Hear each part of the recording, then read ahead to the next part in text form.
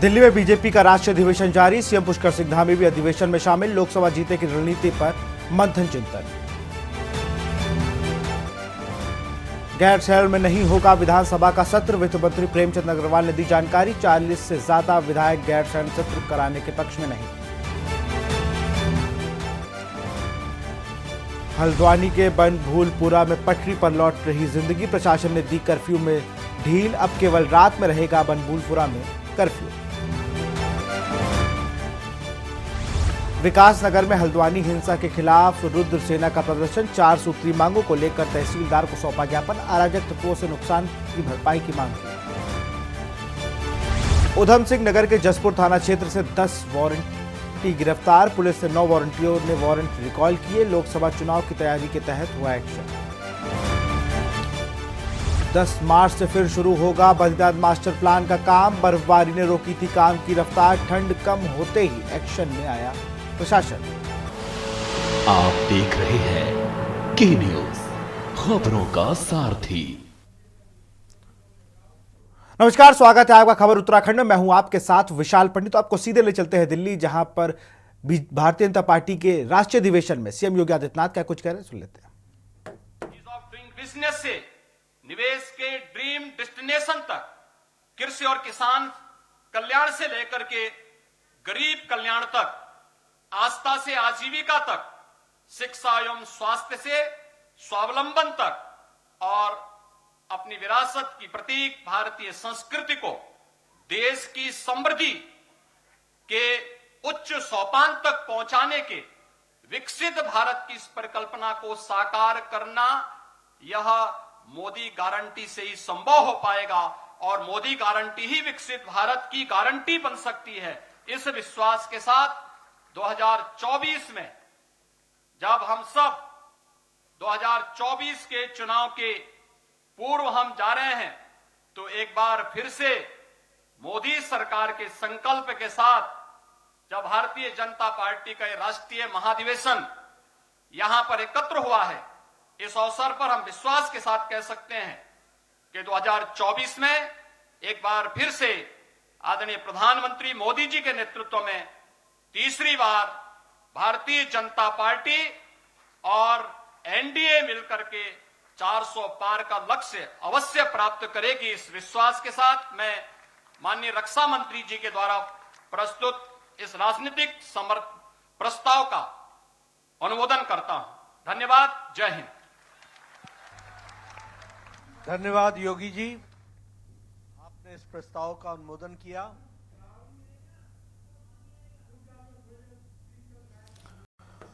तो बीजेपी का 2 दिवसीय राष्ट्रीय अधिवेशन है, जिसमें भारत मंडपम से ये आप सीधे तस्वीरें देख रहे हैं। बीजेपी का 2 दिवसीय राष्ट्रीय अधिवेशन, जहां पर राम मंदिर प्रस्ताव भी पेश किया जाएगा और 370 का जो लक्ष्य है उसको लेकर मंथन चिंतन किया जा रहा है। जैसे अभी आपने यूपी के सीएम योगी आदित्यनाथ को सुना, उन्होंने कहा कि देश में तीसरी बार मोदी सरकार बनने जा रही है।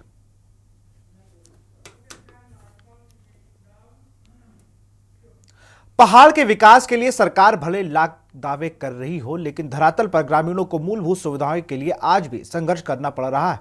आलम यह है कि डबल इंजन के नाम पर विकास का दावा करने वाली बीजेपी सरकार के राज में भी ग्रामीणों को सड़क के आंदोलन करने पड़ रहे हैं। आपको बता दें कि उत्तराखंड की ग्रीष्मकालीन राजधानी गैरसैंण और थराली प्रखंड की सीमा विनायक धार में सड़क के लिए ग्रामीणों को संघर्ष चल रहा है। 4 सूत्री मांगों को लेकर ग्रामीणों का आंदोलन और अनशन 13वें दिन भी जारी रहा। ग्रामीणों का कहना है कि उनकी मुख्य मांग बीएमबी मोटर मार्ग को कस्बी नगर थराली से जोड़ा जाए। 5 किलोमीटर सड़क मार्ग बन जाने के बाद ग्रामीणों को थराली बागेश्वर गुरुड़ जाने के में लगभग 150 किलोमीटर से ज्यादा की दूरी तय करनी नहीं पड़ेगी।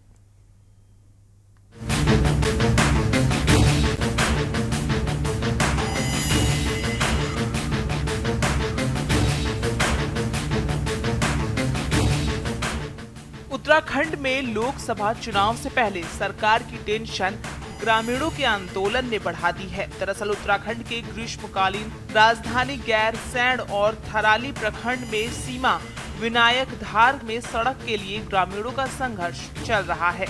4 सूत्रीय मांगों को लेकर ग्रामीणों का आंदोलन और अनशन 13वें दिन भी जारी रहा। ग्रामीणों का कहना है कि उनकी मुख्य मांग बीएमबी मोटर मार्ग को कस्बी नगर से जोड़ा जाए।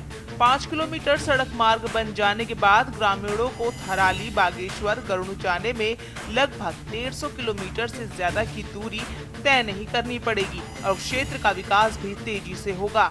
वहीं दूसरी ओर ग्रामीणों का कहना है कि गांव में सड़कें न होने से पूरा गांव खाली हो गया है। बचे हुए ग्रामीण भी सड़क के अभाव में गांव छोड़ने को मजबूर होंगे।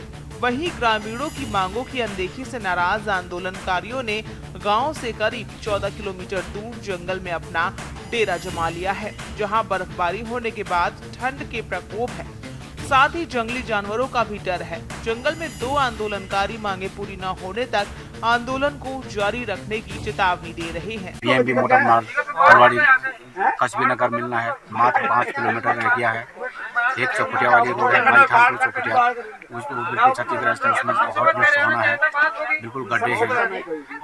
तीसरी मांग है हमारी प्राथमिक स्वास्थ्य केंद्र माईथान में है, आज तक वहाँ डॉक्टर नहीं है, डॉक्टर की कोई व्यवस्था नहीं है। जो पढ़ाने के लिए यहाँ से चले गए हैं, पलायन कर दिया हमने और माईथान में रहते अपने बच्चों को पढ़ाते हैं। हमारे गांव में तो कोई सुविधा है नहीं। हमें सरकार से ये आशा है कि हमें सुविधा चाहिए करके, हमें रोड की सुविधा चाहिए, हमें स्कूल। बहुत बड़ी मांग हमारी नहीं है। ये 50 वर्ष हो चुके हैं इस रोड को और ये 5 किलोमीटर नहीं जुड़ा पाए हैं। 3 विधायक मांगे हैं, वो 4 सूत्री मांगों पे उनका कहना है कि जब तक इसके संबंध में वित्तीय स्वीकृतियां नहीं मिल जाती हैं और ये काम स्टार्ट नहीं हो जाते हैं, तब तक वो आमरण अनशन पर रहेंगे। हमारे द्वारा कल भी हमारे तहसील प्रशासन के लोग यहाँ पर आए थे, वार्ता की गई थी। आज पुनः जो है हम यहाँ पर वार्ता के लिए आए हैं जिलाधिकारी के निर्देश पर, और वार्ता पर हम लोग कई दौर की यहाँ पर वार्ता हो चुकी है, लेकिन चूंकि अभी इसमें विशेष सहमति नहीं बनी है। अपने आंदोलनकारी साथी 2 साथी हमारे नेगी जी और जोशी जी हंगर स्ट्राइक पर बैठे हैं। मैं इनकी मांगों का पूर्ण समर्थन करता हूं, इसलिए इनके आंदोलन को समर्थन देने के लिए यहाँ पर आया हूं।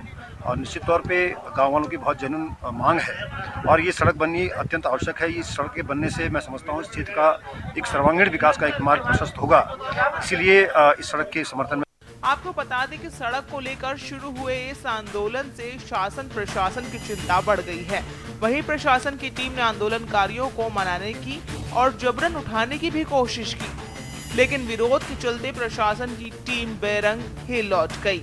वहीं 2 आंदोलनकारियों की ओर से शुरू हुए इस आंदोलन को अब कई गाँव के ग्रामीणों का भी समर्थन मिल गया है, जिससे ग्रामीण अब एकजुटता के साथ शासन से मांगों को पूरा कराने तक आंदोलन को जारी रखने का दावा कर रहे हैं। ऐसे में सरकार की टेंशन बढ़ गई है।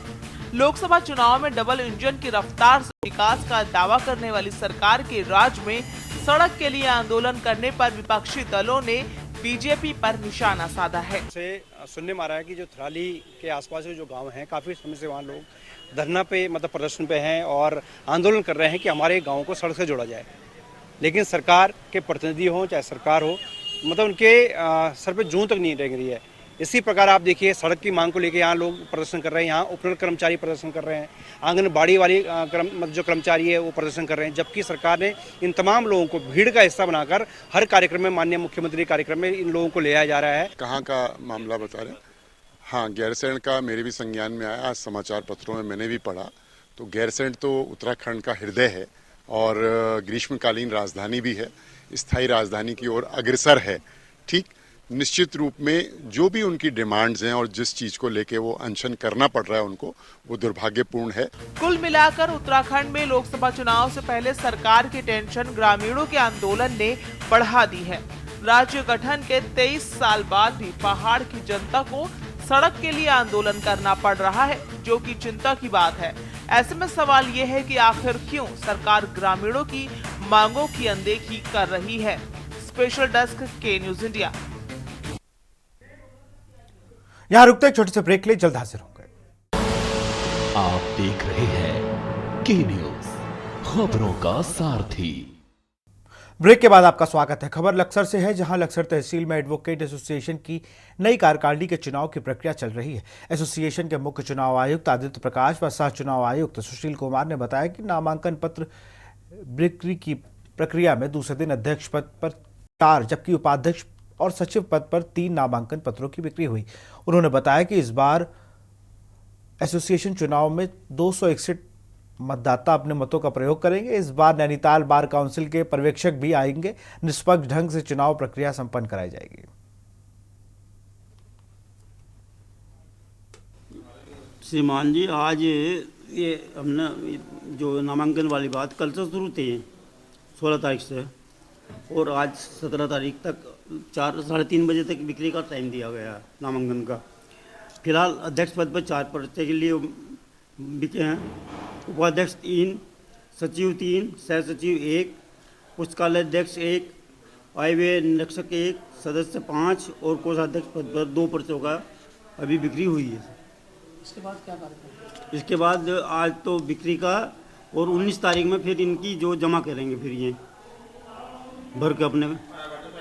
उसके बाद फिर 20 तारीख में जो है हमारा इन पर जांच होगी जिसका, और 21 तारीख में जो वापस लेना चाहेगा कोई अपना पर्चा वापस ले सकता है। उसके बाद 21 में फाइनल कर देंगे कौन किस पद पर उम्मीदवार घोषित होगा। के कार्यकारिणी के चुनाव में नज़र बनाए हुए हैं, और इसके बारे में मैं थोड़ा बताना चाहता हूं कि हमारी बार रजिस्टर्ड बार है और नैनीताल बार काउंसिल के अधीन काम करती है। वहाँ पे फिर भी हमारा अभिलेखन हुआ है, और हमने पर्यवेक्षक के लिए बार काउंसिल को सूचना भेज दी है।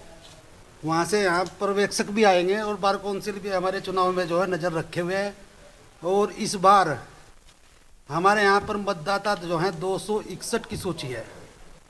इस चुनाव में 261 उम्मीदवार अपना जो है वोट का मतदान करेंगे, और बहुत ही निष्पक्ष और शांतिपूर्ण तरीके से हमारा जो चुनाव होगा। इस बार एडवोकेट एसोसिएशन में बहुत उत्साह है।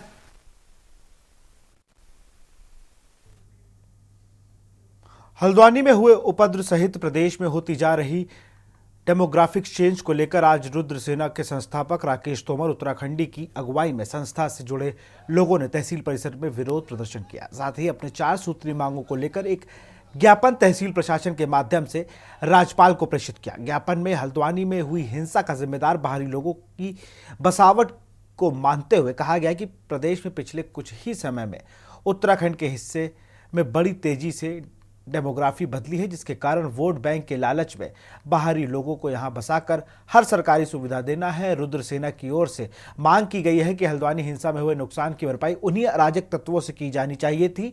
साथ ही हिंसा के मुख्य रूप से शामिल लोगों को फांसी की सजा दे दी जानी चाहिए। साथ ही उन्होंने मांग की कि उत्तराखंड में रह रहे बाहरी लोगों को का सत्यापन कर उनका वोट का अधिकार छीनकर सरकारी सुविधाओं से वंचित किया जाना चाहिए।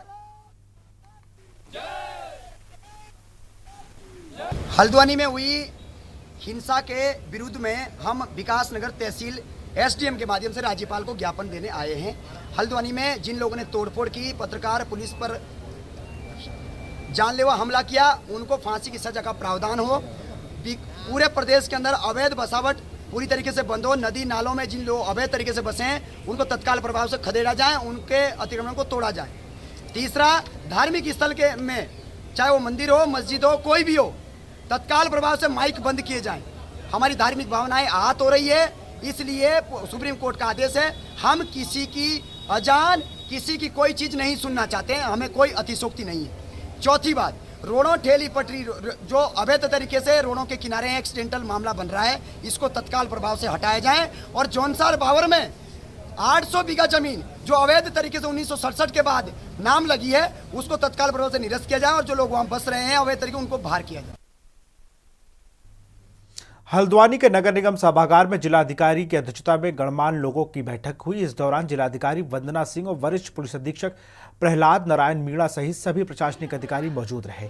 साथ ही शहर के सभी सामाजिक संगठन और धार्मिक संगठनों के प्रतिनिधि मौजूद रहे। और पिछले दिनों हुई बनभूलपुरा हिंसा के बाद से शहर के हालात सामान्य करने व शांति व्यवस्था बनाए रखने को लेकर सभी लोगों ने प्रशासन का साथ दिया। साथ ही भविष्य में इस तरह की घटना की पुनरावृत्ति न हो, इसके लिए जिला प्रशासन को अपने अपने स्तर से सुझाव भी दिए गए। जिलाधिकारी वंदना सिंह ने बताया कि अतिक्रमण हटाने के दौरान जो हिंसा हुई उस पर कानूनी रूप से सख्त कार्रवाई की जा रही है, लेकिन अब प्राथमिकता हल्द्वानी शहर के जन सामान्य को बेहतर माहौल देने की है, लिहाजा लोगों से भी अपील की जा रही है कि वह आपसी भाईचारा बनाए रखें।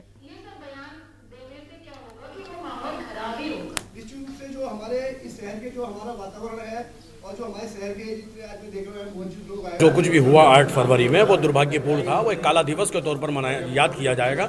यानी यह है कि पूरे राज्य में और पूरे सूबे में, पूरे मुल्क में उसकी जो छवि गंदी हुई है हम लोगों की, वो यकीनन बहुत ज़्यादा दुख की बात है। ऐसा नहीं होना चाहिए था। ख़ास तौर से देखिए, आप यानी पत्रकार बंधु एक मजबूत पिलर और कॉलम है हमारे लिए, और जो सफाई कर्मचारी हैं मजबूत कॉलम है। ये तो बिल्कुल निष्पक्ष जांच करते हैं आप हजरात, हमारा पक्ष रखते हैं। कोरोना यानी समझिए रेलवे वाले मामले में आपने जो रोल निभाया और जो निष्पक्ष हम लोगों की बातें उठाई हैं, आप लोगों के साथ जो पत्थरबाजी हुई और आप लोगों की गाड़ियाँ जली, बहुत ज़्यादा दुख की बात है। साथ साथ सफाई कर्मचारी जो निष्पक्ष तौर पर सफाई का काम करते हैं, सेवा भाव करते हैं, उन लोगों के साथ भी ऐसा हुआ, यकीनन बहुत ज़्यादा दुख की बात है। लेकिन हमें लग रहा था ऐसे मौके पे आप हजरात हमें कोऑपरेट नहीं करेंगे और हमारे जो है सफाई कर्मचारी कोऑपरेट नहीं करेंगे। लेकिन आज की इस मीटिंग में आने के बाद हमारा मनोबल बढ़ा और ऐसा लगा कि आप हजरात जो है, आपके दिलों में बनभूलपुरा क्षेत्रवासियों के लिए कोई नफरत नहीं है। शहर में शांति व्यवस्था क्योंकि बनी हुई है और बनभूलपुरा क्षेत्र से भी अब ज़्यादातर हिस्से से हमने कर्फ्यू पूरी तरह हटा दिया है। सिर्फ रात में थोड़ा सा प्रिकॉशंस हम लोग ले रहे हैं, तो आगे धीरे धीरे माहौल सामान्य होगा, सभी लोग अपने रोजगार वगैरह पर भी लौटेंगे। तो ऐसे में कुछ घटनाएं, कुछ इस तरह के बयान सामने आ रहे थे अलग अलग संगठनों से कि वो किसी एक विशेष वर्ग को जैसे काम नहीं करने देंगे या बायकॉट वगैरह करेंगे। वो चिंताजनक था, उससे शहर का माहौल भविष्य में भी बिगड़ सकता है। तो हमने आज सभी वर्गों के, सभी प्रकार के व्यवसाय करने वाले जो लोग हैं हल्द्वानी शहर के, उनको बुलाया था। सभी से ये अपील करी गई है कि एक वर्ग विशेष को भी टारगेट ना करें और आपस में भी इस प्रकार की कोई भावना ना रखें। आगामी लोकसभा चुनाव के मद्देनजर पुलिस प्रशासन ने भी अपनी कमर कस ली है। जनपद उधम सिंह नगर के जसपुर में ऑपरेशन प्रहार के अंतर्गत एसएसपी के निर्देशन में विभिन्न न्यायालयों से जारी गैर जमानती वारंट के तामील हेतु चलाए जा रहे अभियान के अंतर्गत जसपुर थाना क्षेत्र के 10 वारंटियों को गिरफ्तार किया गया, जिन्हें आज न्यायालय के समक्ष पेश कर दिया गया। वहीं काशीपुर की सीओ अनुषा बडोला ने बताया कि चुनाव के मद्देनजर पुलिस पूरी तरह से मुस्तैद है, जिसमें लगातार कार्रवाई की जा रही है। वहीं जसपुर पुलिस द्वारा 19 वारंटियों को तामील कराया गया था, जिनमें से 10 वारंटियों को गिरफ्तार किया गया, जबकि 9 वारंटियों ने वारंट रिकॉल करा लिया। सभी थानों द्वारा कार्रवाई की जा रही है, उसमें से दफा 60 की कार्रवाई हो और गुंडा या गैंगस्टर की कार्रवाई हो, एनडीपीसी की कार्रवाई हो और मुस्तैदी से की जाएगी।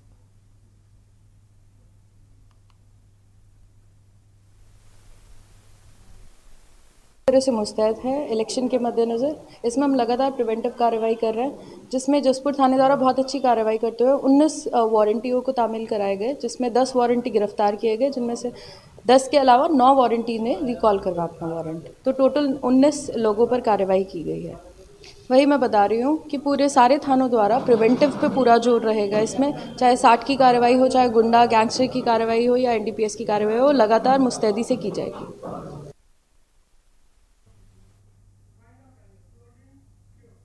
फिलहाल खबर उत्तराखंड में इतना ही। देखते रहिए के न्यूज़ इंडिया। नमस्कार।